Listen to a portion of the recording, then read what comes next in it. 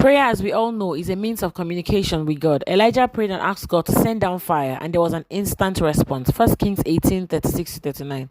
Verses 38 says, "Immediately the fire of the Lord flashed down from heaven and burnt up the young bull, the wood, the stones, and the dust."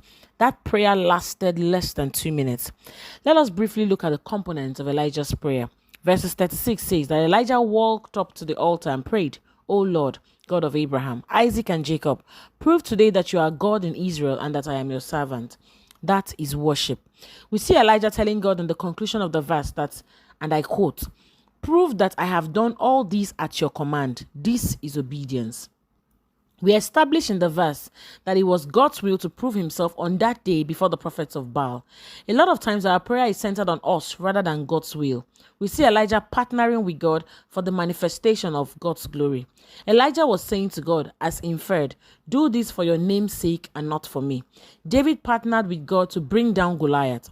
He made it God's battle when he said in 1 Samuel 17:23, "For who is this uncircumcised Philistine that he should defy the armies of the living God?" The reason a lot of our prayers have gone unanswered is because the purpose for which we are praying them has nothing to do with the will of God. A lot of us ask for the wrong things, which is largely because of our ignorance or limitations in knowledge.